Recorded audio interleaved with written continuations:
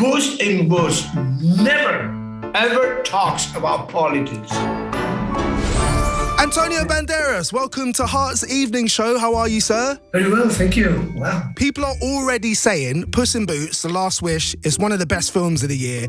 It's as good as, if not better, than Shrek 2. That's the words. Does it make you quite happy to know how much we love Puss in Boots? It does because it's a character that just came side by side with me for the last 20 years. So that absolutely made me very happy. And for, 10 years, I didn't see him. Is there a character in the Shrek universe that you think deserves their own spin-off film? Personally, I want to see the origin story of Lord Farquaad. I want to see where he gets his little shoes from.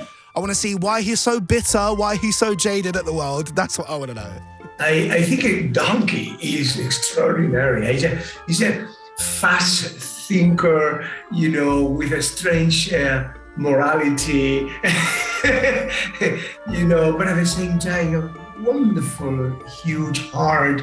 And he created a kind of a very beautiful, especially in Shrek 2, beautiful competition with Puss, which is actually kind of the shadow of him. They are just like the yin and yang in a way, and they can compete and create a lot of comedy. Antonio, you're the voice of one of the most iconic cats in history.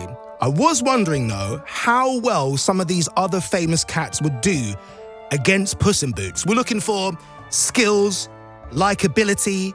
Are they a snazzy dresser? So first up, would we go for Puss over a young Simba from The Lion King? Bearing in mind, he's nimble, he's the son of a king, little bit arrogant, but great singing voice. What do we think? Well, up to this last movie of Puss in Boots, probably, he was getting all the emotional side of it. But in this movie, I think Puss in Boots just passive, Puss in Boots just show that he's not only a very funny actor, but also a very dramatic one.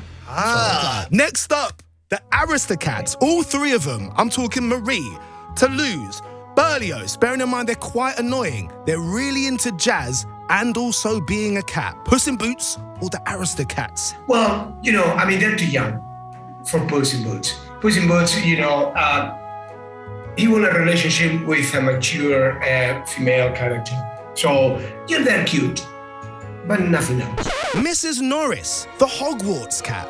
The Hogwarts caretaker's cat from Harry Potter. Bearing in mind, Antonio, Mrs. Norris might have learned a few spells. Might be one to look out for. Too real. The cat is just too real. I prefer just something a little bit more in the imagination. No. Well, I don't think you're going to be a big fan of this next one. Larry the cat, who, just a brief explanation, is the Downing Street cat who guards the front door of number 10.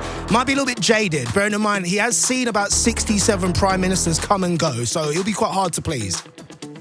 Puss in Boots never, ever talks about politics. Ever. No, he speaks about intelligent people. I love that. And lastly, Puss in Boots or Bustopher Jones, more commonly known as James Corden. This is not a fever dream. This actually happened. Well,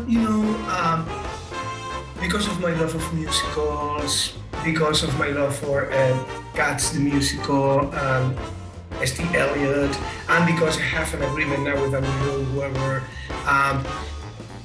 I will become friends with him. I will do an effort, and yes, Bustopher Jones, I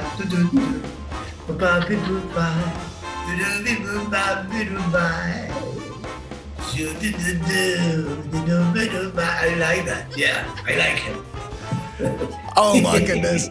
Antonio Banderas, this has been such an incredible chat. Thank you so much for coming on Heart's Evening Show. Puss in Boots, The Last Wish is out in the cinema on the 3rd of February. Antonio Banderas, thank you so much. Thank you, my friend. This is Heart.